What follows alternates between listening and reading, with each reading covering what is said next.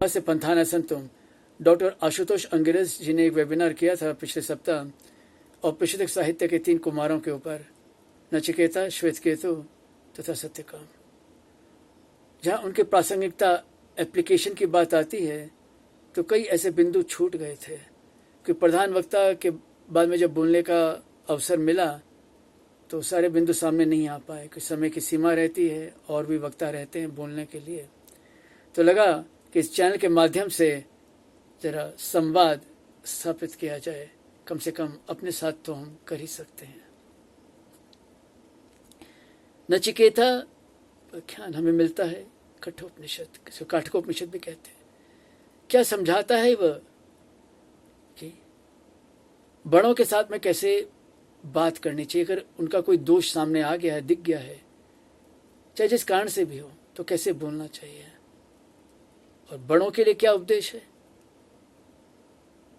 क्योंकि वो जो क्रिया विशेष थे शैया, उसमें होता है कि अपनी प्रिय वस्तुएं दान में दी जाती हैं, अच्छी और प्रिय वस्तु। तो क्या कर रहे थे पिता? अच्छी वस्तु तक नहीं दे रहे थे। पितोदका नरेंद्रिया जगदत्रणा दुग्धतो, मतलब जो मरणासन गाय थी वो दान में देने के लिए कर रहे थे, और बाद बाकी सब अच्छे अलग कर रखे थे। नहीं, ये तो अनुचित था। पुत्र ने देखा कि ये तो गलत है, ये तो दोष लगेगा पिता को, पर टोके कैसे? तो घुमा के कहा कि आप मुझको किसको दे रहे हैं, मुझे किसको दे रहे हैं, कि मैं भी तो आपका प्रिय हूँ, प्रिय वस्तु दान में दी जाती, जिसे बात सभी जानते थे। तो सिर्फ इतना कहा कि आप मुझे किसे दे रहे हैं। तो खींच कर पिता ने कहा कि मृत्यु को, बात मान ले, चले गए। 3 दिवस तक बिना खाए पिए रहे दरवाजे पर। क्यों? ये दिखा रहा है निष्ठा, यानी गुरु सेवा, दैहिक सेवा से ही कोई ब्रह्म विद्या का अधिकारी बन जाए, निष्ठा प्रमाणित हो जाए, ऐसा कोई सिद्धांत नहीं है। यहाँ पर 3 दिवस तक भूखे प्यास रहना ही विद्यार्थी की निष्ठा प्रमाणित करने के लिए पर्याप्त है। दूसरी क्या शिक्षा है पिता के लिए?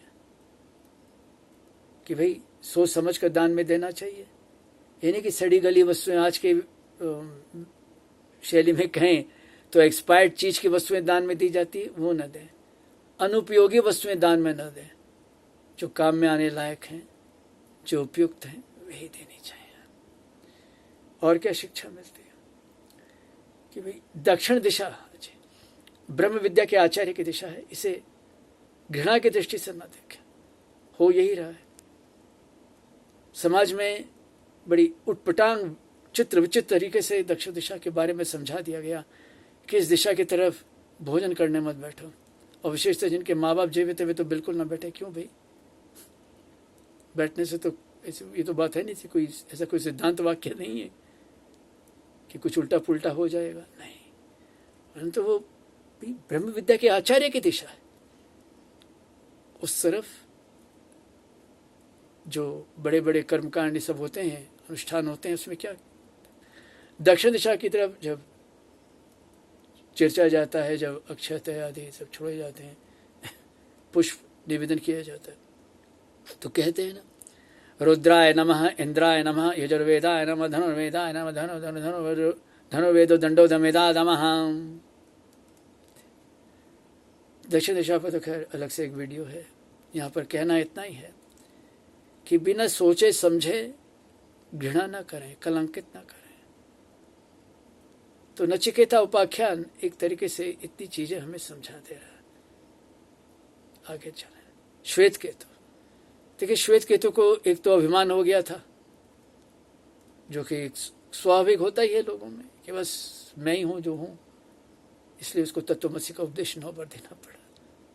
तब जाके बात थोड़ी खुली, वो अधिकारी था। दूसरी क्या बात आती है इसमें कि वो और उसके पिता जो अनजान रह गए, वो राजा के पास जाते हैं, के पास में ब्रह्म विद्या के उपदेश के लिए। यानी उस समय के राजा भी ब्रह्म विद्या की जानकारी थी, उसका पालन भी करते थे। और दूसरी क्या शिक्षा दी जा रही है सरकारों को, कि जो शासक हैं वो आत्मनिष्ठ होना चाहिए। आत्मज्ञान रूपी संस्कार से सुसंस्कृत होना चाहिए।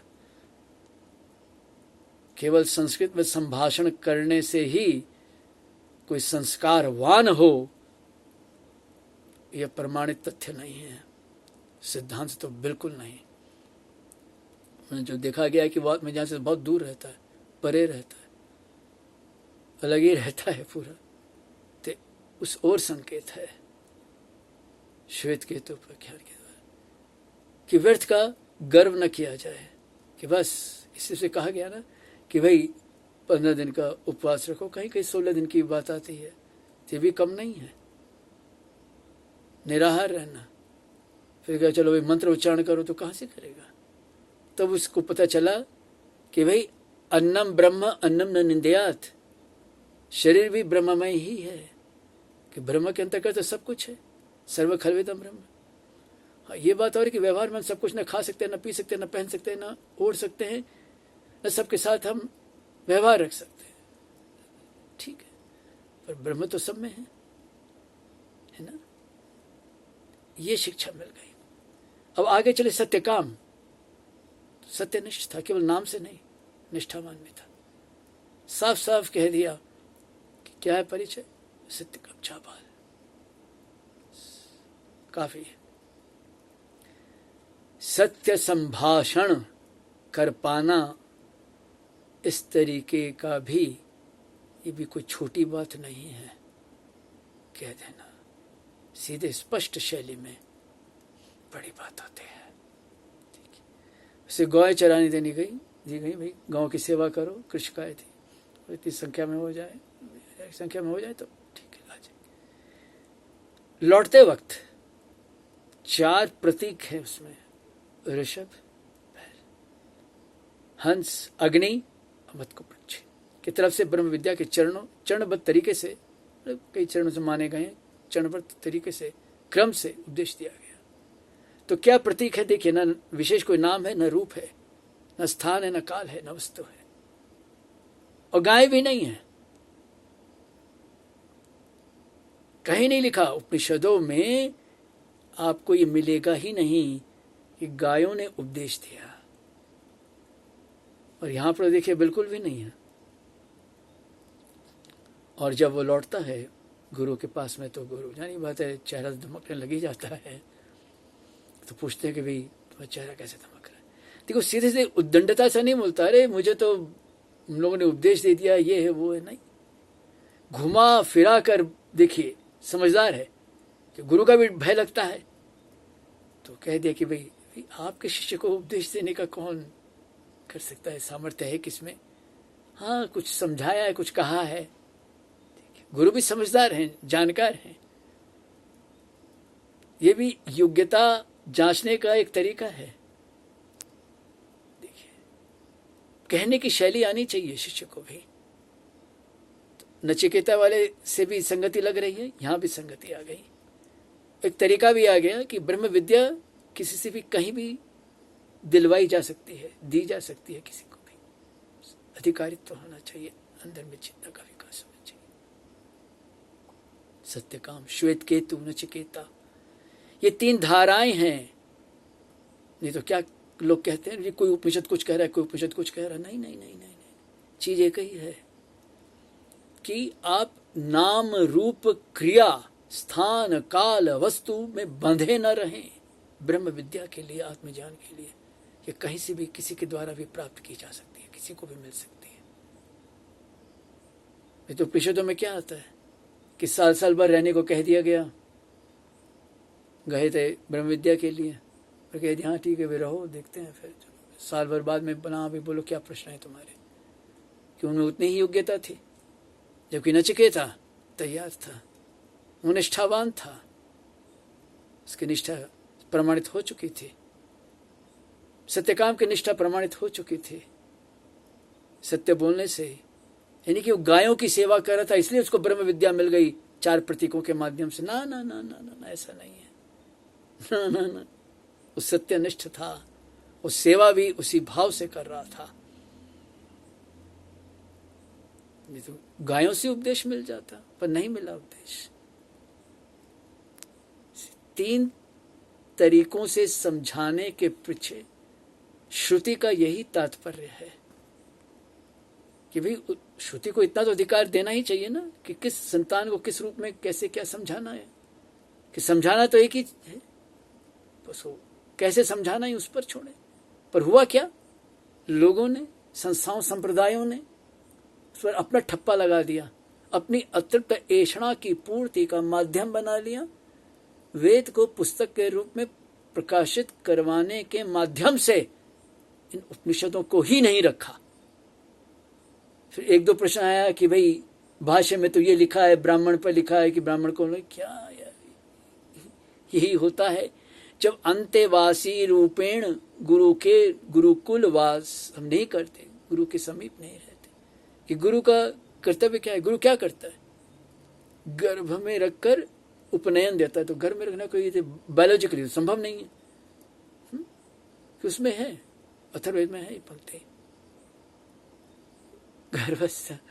तो अंत्यवासी रूपेण अपने पास रखकर उसे उपनयन यानी विवेक रूपी नेत्र देता है। ये नहीं कि झाड़ू पोछा बर्तन भाना सब करना है भैया करो और इसके जानकार बन जाओ, ना ना ना ना, ब्रह्मचारी इसके लिए नहीं होता था। हालांकि ये बात और है कि भाई बहुत सी जगह यही परिभाषा दी जाती है, ना ना, शास्त्रों को खोलना नहीं सिखाया जाता। ये नहीं, ये अनुचित है, इसी ओर इशारा किया गया है। करना न करना वो तो बात की बात है। अब भाष्य के आधार पर उछल कूद मचाना भी व्यर्थ है, क्योंकि भाष्य परंपरा से पढ़ने योग्य माध्यम है ना। भाष्य है, टीका है, टिप्पणी है, ये सब चीज पढ़ने के उपरांत भी कई बार पंक्ति नहीं लगती है, खुलती नहीं है, भाव ही नहीं खुलते, तो कई लोग उछल कूद मचाने लग जाते हैं। भाष्य लिखा गया केवल खंडन मंडन के लिए नहीं लिखा गया, केवल तर्क के आधार पर नहीं लिखा गया है। भाष्य खोलने के लिए लिखा गया है, और केवल भाष्यकार ने ही लिखा है, आदि शंकराचार्य ने लिखा, और किसी ने नहीं लिखा। लोग कहते नहीं गीता पर लिख दिया, ब्रह्मसूत्र पर लिख दिया, इसका मतलब उपनिषद नहीं, कदापि नहीं। स्मृति कोटि का ग्रंथ है गीता, श्रुति कोटि का नहीं है।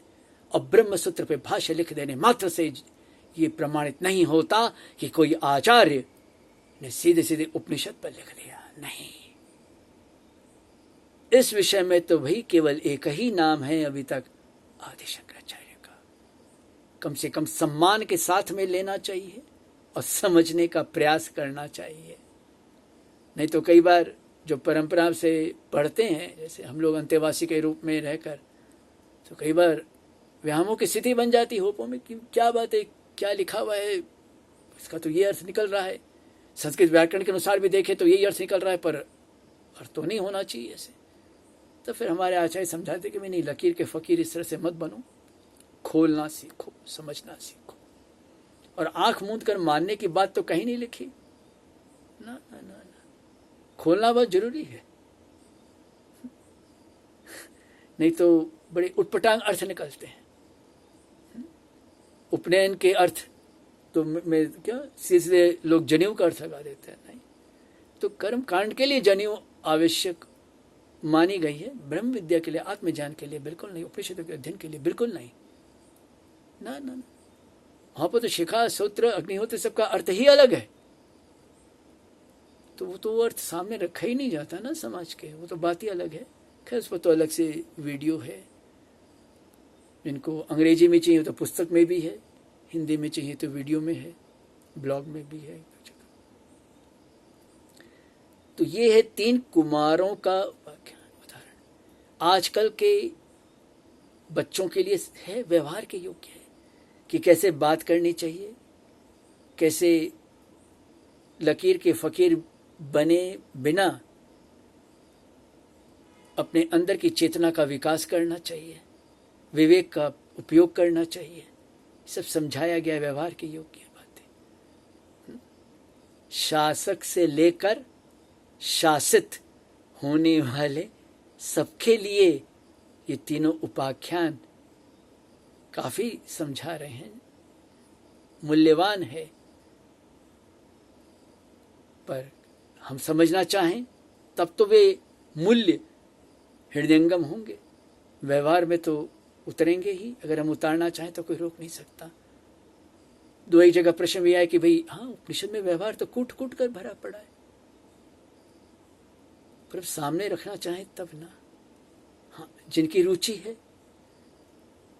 जिनको लगता है कि इस चैनल के द्वारा कुछ अच्छी चीजें मिल रही हैं, तो ये निश्चिंत रहें। पुस्तकों में भी है, अंग्रेजी में, ब्लॉग्स में भी है, और चैनल के द्वारा तो है ही। और जहाँ कार्यक्रम का अवसर मिलता है, वहाँ कार्यक्रम के माध्यम से भी समझाया बतलाया जाता है कि सही में क्या है, उन शब्दों को कैसे खोला जाए, साधना के द्वारा समझा जाए। मानना न मानना ये तो और बात है, नहीं।